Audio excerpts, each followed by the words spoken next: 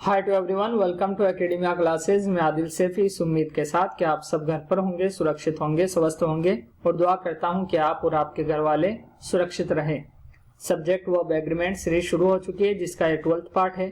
अगर अभी तक आपने लास्ट वीडियोस नहीं देखे हैं तो आप जाकर प्लेलिस्ट में उन वीडियोस को देख सकते हैं जिसमें हमने अभी तक मोर देन 50 रूल्स कवर कर लिए हैं। गाइज, अगर आप चैनल पर नए हैं तो सब्सक्राइब जरूर कर लें ताकि आपको हर नई वीडियो की नोटिफिकेशन मिलती रहे। चलो शुरू करते हैं।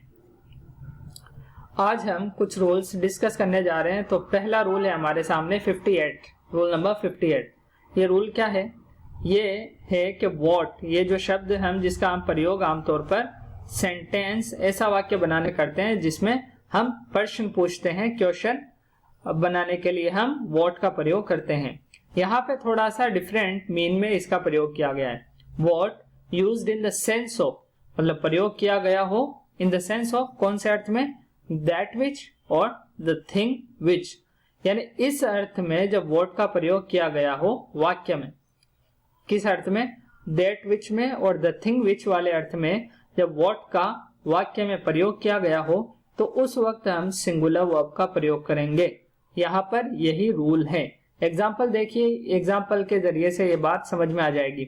I don't need any more bread, मुझे और ब्रेड की जरूरत नहीं, आवश्यकता नहीं है। ये हो गई हमारी बात। अब यहाँ पर व्हाट आई हैव, जो मेरे पास है, इज क्वाइट सफिशिएंट, वो काफी है, मतलब जो मेरे पास है काफी है। तो यहाँ पर देखिए आप, व्हाट का प्रयोग हुआ है यहाँ पर, लेकिन कौन से अर्थ में? ये हुआ दैट विच में, दैट विच में या द थिंग विच, अर्थ लगभग सेम ही है या समान ही है। तो यहाँ पर I don't need any more bread, मुझे और ब्रेड की जरूरत नहीं है क्योंकि जो चीज मेरे पास है वो काफी है। जो चीज या वो ब्रेड के बारे में ही बोल रहा है कि what I have is quite sufficient. तो इस तरीके से अगर व्हाट का प्रयोग हो दैट विच और द थिंग विच वाले सेंस में तो हमें इसके बाद सिंगुलर वर्ब का प्रयोग करना है, जो कि हमने यहाँ पे किया है। इज एक सिंगुलर वर्ब है और इसका प्लूरल फॉर्म क्या है? आर। क्या है? आर इसका प्लूरल फॉर्म है जो कि प्रेजेंट कंटिन्यूअस में प्रयोग की जाती है। अगला रूल देखते हैं। आज के रूल्स कुछ ऐसे ही हैं, सिंपल है, लिंग्विस्टिक सेंस का बहुत ज्यादा इस्तेमाल करना पड़ेगा कि सेंटेंस में इसका अर्थ क्या निकल रहा है। अगर ये कोई फाइंड आउट कर पाता है, पॉइंट आउट कर लेता है, तो उसके लिए वर्ब्स का प्रयोग करना बहुत ही आसान हो जाता है। रूल नंबर 59 देखते हैं। यहाँ पर भी व्हाट का प्रयोग है लेकिन यहाँ पर थोड़ा सा अर्थ बदल गया है। Used in the sense of those which और द थिंग्स विच, मतलब हम कह सकते हैं वहां पे सिंगुलर फॉर्म में या सिंगुलर सेंस में और यहाँ पर प्लूरल सेंस में प्रयोग किया गया है। तो those which, the things which, अगर इन अर्थों में किसका प्रयोग किया गया हो, व्हाट का, तो हम यहाँ पर प्लूरल वर्ब का प्रयोग करेंगे। एग्जाम्पल से इस बात को समझेंगे। He needn't get any more books, उसे और किताबों की जरूरत नहीं है, आवश्यकता नहीं है। What he has are quite sufficient, यानी जो उसके पास किताबें हैं वो काफी हैं।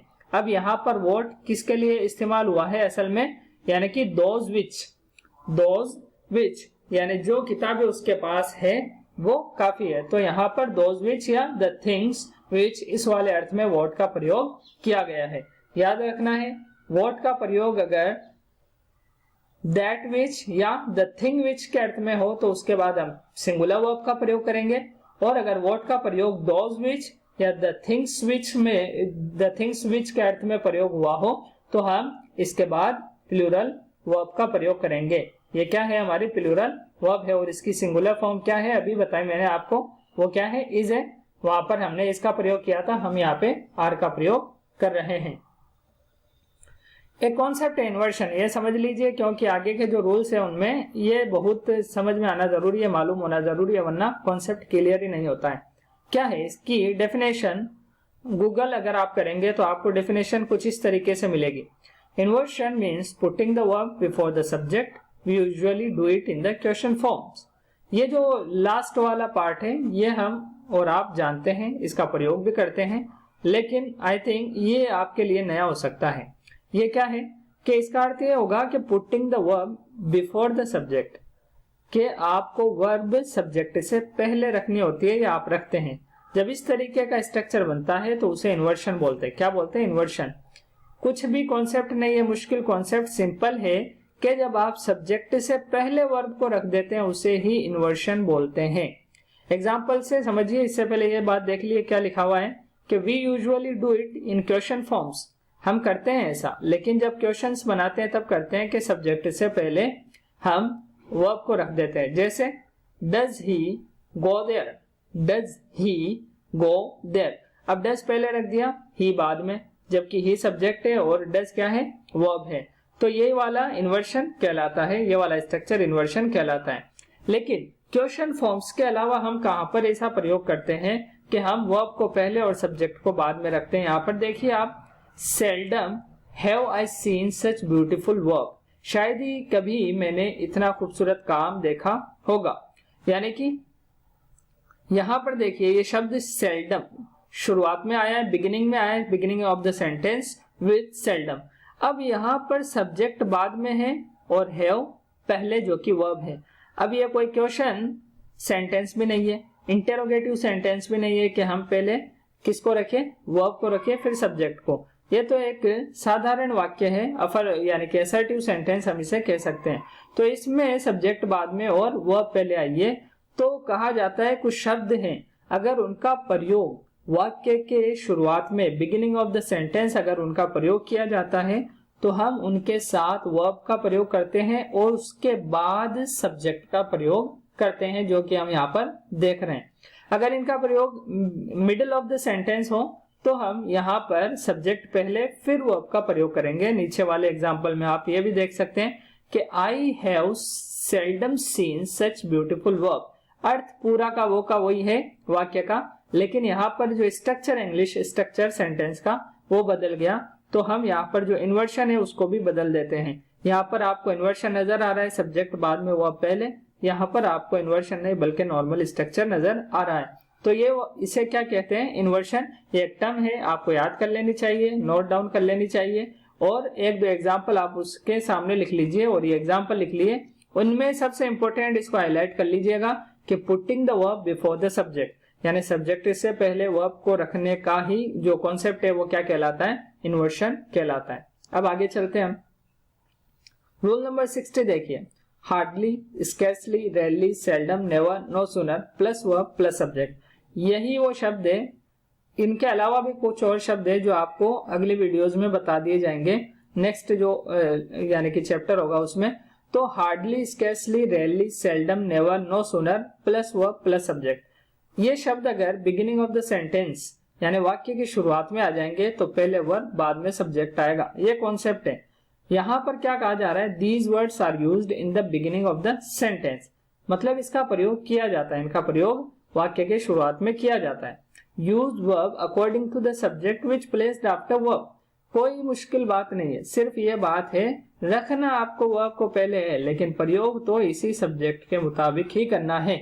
इनका यानी कि जो असर होगा, इनका जो इन्फ्लुएंस है वो सिर्फ इतना है वर्ब पर कि ये सब्जेक्ट से पहले वर्ब को लेकर आ जाते हैं, लेकिन इसका जो प्लूरल सिंगुलर जो फॉर्मेट है वो बदल नहीं सकते, वो तो सब्जेक्ट के अकॉर्डिंग ही आएगा। एग्जाम्पल से देखिए, hardly does he go to school, यानी हार्डली आ गया जो कि बिगिनिंग ऑफ द सेंटेंस में आया है, मतलब शुरुआत में आया है वाक्य के। तो यहाँ पे does he go to school, he क्या है, सिंगुलर सब्जेक्ट है, और हम ही के साथ किसका प्रयोग करते हैं, डज का प्रयोग करते हैं, तो डज आ गया।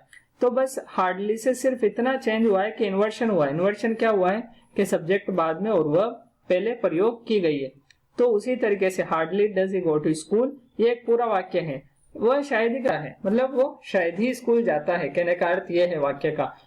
सेकंड एग्जांपल देखिए, never does he come here, वो यहाँ कभी नहीं आता, वो यहाँ कभी नहीं आता। अब यहाँ इस वाले शब्द को शुरुआत में प्रयोग कर लिया गया वाक्य के, तो यहाँ पर इन्वर्शन होगा, मतलब वह पहले लेकर आएंगे और फिर बाद में क्या आएगा, सब्जेक्ट आएगा। तो ही के साथ हम किसका प्रयोग करते हैं, डज का प्रयोग करते हैं। तो यहाँ पर आप देखिए डज का ही प्रयोग किया गया है। ओके, थर्ड एग्जांपल देखिए, no sooner does he go to the office then the telephone rings, यानी जब तक यानी टेलीफोन की जो घंटी है वो नहीं बज जाती तब तक वो ऑफिस नहीं जाता। ये जो नो सूनर है, नेवर है, हार्डली, इनके जो यूजेज हैं वो हम किसी और वीडियोस में देखेंगे और किसी सीरीज में देखेंगे। अभी हम जो पढ़ रहे हैं सब्जेक्ट वर्ब एग्रीमेंट, उसे हम समझने की कोशिश करते हैं कि ये वाला शब्द आ गया हमारे वाक्य के शुरुआत में, बिगिनिंग में। तो इसके बाद हम जो सब्जेक्ट है उसी के मुताबिक ही क्या प्रयोग करेंगे, वर्ब का प्रयोग करेंगे। तो हमने यहाँ पर डज का प्रयोग किया है। सब्जेक्ट और कुछ भी हो सकता है, उसी के मुताबिक वर्ब का प्रयोग होगा। बात आपको सिर्फ इतनी याद रखनी है कि अगर इन शब्दों का प्रयोग beginning of the sentence, used in the beginning of the sentence, शुरुआत में अगर इनका प्रयोग किया गया है तो वर्ब प्लस सब्जेक्ट, ये वाला स्ट्रक्चर आपको फॉलो करना है।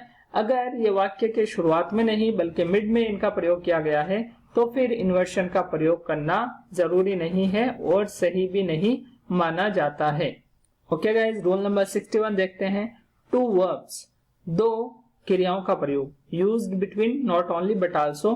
ये जो है नॉट ओनली बट आल्सो, इनके दरमियान या इनके साथ, इनसे जुड़कर दो वर्ब्स का प्रयोग किया गया हो। Sentence started with not only, और वाक्य किससे शुरू हुआ हो, नॉट ओनली से शुरू हुआ हो। Use verb according to the subject which placed after verb, यहाँ पर भी इन्वर्शन ही होगा। अगर नॉट ओनली से क्या हो गया, शुरू वाक्य हो गया, तो हम इन्वर्शन करेंगे, मतलब वर्ब पहले रखेंगे, सब्जेक्ट बाद में।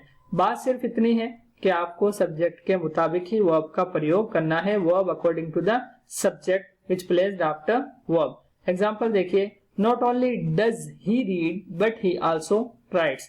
ना केवल वो यानी पढ़ता है बल्कि वो लिखता भी है। Not only does he read, not only does ही। अब देखिए आप यहाँ पे, ये वर्ब हो गई और ये क्या हो गया, सब्जेक्ट हो गया। तो ये इन्वर्शन हो गया हमारा। रीड ये मेन वर्ब हो गई, बट ही आल्सो राइट्स, यानी ना केवल वो पढ़ता है बल्कि वो लिखता भी है। तो ये हमारा स्ट्रक्चर है जो ऊपर गिवन है कि अगर नॉट ओनली बट आल्सो के साथ दो वर्ब्स जुड़कर यानी प्रयोग की जाए वाक्य में, तो हम क्या करेंगे, according to the subject verb का प्रयोग करेंगे। और नॉट ओनली से अगर वाक्य शुरू हो रहा हो तब इस तरीके से प्रयोग किया जाएगा। मतलब इन्वर्शन का अर्थ ये हुआ कि इन्वर्शन में तभी प्रयोग किया जाएगा अगर क्वेश्चन फॉर्मेट नहीं बना रहे तब, कि ये शब्द क्या हो, शुरुआत में आए। अगर शुरुआत में नहीं आएंगे तो हम इन्वर्शन का प्रयोग नहीं करेंगे, बल्कि साधारण जो स्ट्रक्चर है उसी का प्रयोग हमें करना होगा। ओके गाइज, अगला कॉन्सेप्ट देखते हैं, रूल नंबर 62।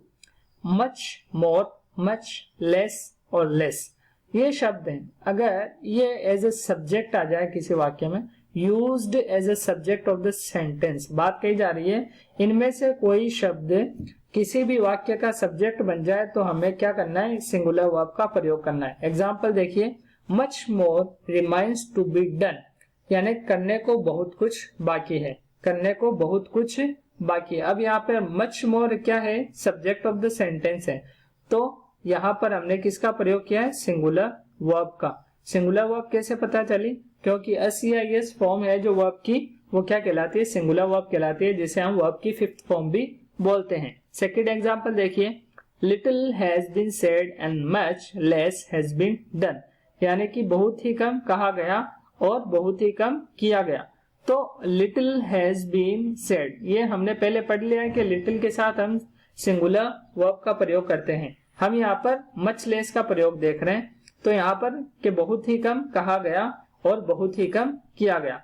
तो मच लेस के साथ हमने किसका प्रयोग किया है, हैज बीन का। किसका, हैज बीन। हैज बीन क्या हो गई, सिंगुलर वर्ब हो गई। इसका प्लूरल फॉर्मेट क्या है, इसका प्लूरल फॉर्म है हैव बीन। क्या है, हैव बीन, जो कि आपको याद रखना चाहिए। तो ये रूल नंबर 62 है, मच मोर या मच लेस या लेस, ये किसी भी वाक्य के सब्जेक्ट के तौर पर प्रयोग किए जाएं तो हमें इनके साथ सिंगुलर वर्ब का ही प्रयोग करना है। ओके गाइस, आगे चलते हैं हम। रूल नंबर 63 देखिए, एज से रिलेटेड 3 रूल हैं। ये जो ये शब्द है ना एज, अब अगर इसका अर्थ जितने, जितने के में इसका प्रयोग हुआ, मतलब वाक्य में इसका प्रयोग तो हुआ हो, लेकिन कौन से अर्थ में, जितने, तो इसके बाद सब्जेक्ट दे छुपा हुआ रहता है। ये एक आपको बात याद रखनी है फैक्ट के तौर पर, जब ये एज जितने वाले अर्थ में वाक्य में प्रयोग हुआ हो तो इसके बाद एक वर्ड हिडन रहता है, वो कौन सा है, दे। ऐसी स्थिति में एज के साथ प्लूरल वर्ब का प्रयोग किया जाता है। जब ये सा स्ट्रक्चर बने या ऐसी स्थिति बने वाक्य में तो हम प्लूरल वर्ब का प्रयोग करते हैं। अब किस तरीके से ये स्ट्रक्चर बनता है, एग्जाम्पल देखिए आप। There were not so many books as were expected. There were not so many books. बहुत सारी उम्मीद के मुताबिक किताबें बहुत नहीं थी। कहने का मतलब क्या है? There were not books, so many books, यानी बहुत किताबें नहीं थी। As were expected, यानी जितनी उम्मीद थी उतनी किताबें नहीं थी। अब यहाँ पर as का अर्थ आ रहा है जितना, जितनी उम्मीद थी उतनी किताबें नहीं थी। तो इसके साथ यहाँ पर क्या कहा गया कि ये अपने साथ एक सब्जेक्ट रखता है दे, लेकिन वो क्या होता है? हिडन होता है। तो वो तो हिडन होता है, छिपा रहता है, लेकिन ऐसी स्थिति में एज के साथ हम प्लूरल वर्ब का प्रयोग करते हैं। आपको याद रखना है कि आपको सेंटेंस से आइडिया लगाना है कि ये कौन से अर्थों में यहाँ पर एज का प्रयोग हुआ है, क्योंकि और भी यूजेस हैं एज के जो अभी हम नेक्स्ट स्लाइड्स में देखने वाले हैं। ये तो लिंग्विस्टिक सेंस वाला कॉन्सेप्ट है, रूल है कि आपको वाक्य को देखकर ही समझना है कि यहाँ पर एज कौन से अर्थ में प्रयोग किया गया है। ओके गाइज, याद रखना है एज का अगर प्रयोग जितने के अर्थ में हो तो उसके साथ दे हिडन होता है, छुपा हुआ आता है, लेकिन उसके साथ हम प्लूरल वर्ब का प्रयोग करेंगे। यानी there were not so many books as were expected, उम्मीद के मुताबिक वहां, यानी जितनी उम्मीद थी उतनी किताबें वहां पर नहीं थी, या जितनी उम्मीद थी उतनी किताबें नहीं थी। रूल नंबर 64 देखिए आप, एज। अब जैसा की अर्थ में, कौन से वाले अर्थ में? अभी हमने कैसे देखा? जितना के अर्थ में, लेकिन जैसा की के अर्थ में इसका प्रयोग हुआ हो तो इसके बाद सब्जेक्ट इट छुपा हुआ रहता है, हिडन रहता है सब्जेक्ट, लेकिन वो क्या रहता है? इट। एज के साथ सिंगुलर वर्ब का प्रयोग किया जाता है। अगर ये वाला स्ट्रक्चर बनता है तो सिंगुलर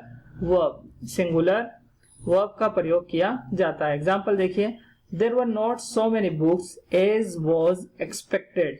अब आप देखिए सेम सेंटेंस है, लेकिन वो आई थिंक लिंग्विस्टिक सेंस से ही हमें आइडिया लगाना पड़ेगा कि हम यहाँ पर क्या बात कर रहे हैं, या सामने वाला जो बात कर रहा है उसका बैकग्राउंड क्या है।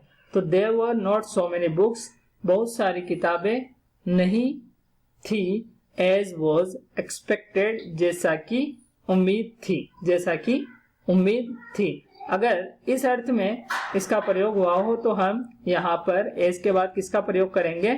सिंगुलर वर्ब का। अगला रूल देखते हैं हम, जो कि आज का लास्ट रूल है। एज और यह, एज का प्रयोग किन अर्थों में हुआ हो? और यह के अर्थ में इसका प्रयोग हुआ हो और इसके पहले कोमा आया हो, मतलब कोमा, उसके बाद एज का प्रयोग हुआ हो और अर्थ क्या उसका? और यह एंड दिस का प्रयोग हुआ हो। एज का प्रयोग पूरे वाक्य के लिए हुआ हो तो एज के बाद हमेशा सिंगुलर वर्ब का प्रयोग किया जाता है। एग्जाम्पल देखिए, speeches were made by a number of leaders, यानी कि अ नंबर ऑफ लीडर्स, नेताओं ने क्या की? भाषण दिए। As was expected, as was expected, उम्मीद के मुताबिक नेताओं ने भाषण दिए। तो ये एग्जाम्पल से ये यानी कॉन्सेप्ट समझ में आया होगा कि speeches were made by a number of leaders as was expected, यानी यहाँ पे एज का अर्थ किन अर्थों में हुआ है? और यह एंड दिस, यानी speeches were made by a number of leaders, यानी नेताओं ने भाषण दिए, और यही क्या थी? उम्मीद थी। उम्मीद यही थी कि नेता क्या करेंगे? भाषण देंगे, तो उन्होंने भाषण दिया। सभी नेताओं ने क्या किया? भाषण दिया। तो यहाँ पर एज के हवाले से ये जो 3 रूल्स अभी तक हमने देखे हैं, उनमें आई थिंक आप लिंग्विस्टिक सेंस का प्रयोग करेंगे तो आप गलती नहीं करेंगे, अदरवाइज उस तरीके से ये रूल नहीं बनेंगे। क्योंकि अगर आपने इन स्ट्रक्चर्स को भी देखा होगा तो इनका अर्थ हिंदी में यहाँ पर गिवन है। किसमें है? हिंदी में। तो ये हिंदी से रिलेटेड है। अगर आपको चीज समझ में आ रही है, वाक्य समझ में आ रहा है, तो आप उसी के मुताबिक वर्ब का प्रयोग कर सकते हैं। गाइस, अगर आपको वीडियो पसंद आया है तो आप लाइक करें, कमेंट करें, शेयर करें और सब्सक्राइब करना ना भूलें। ओके गाइस, अगली वीडियो में फिर मिलते हैं, तब तक के लिए अलविदा।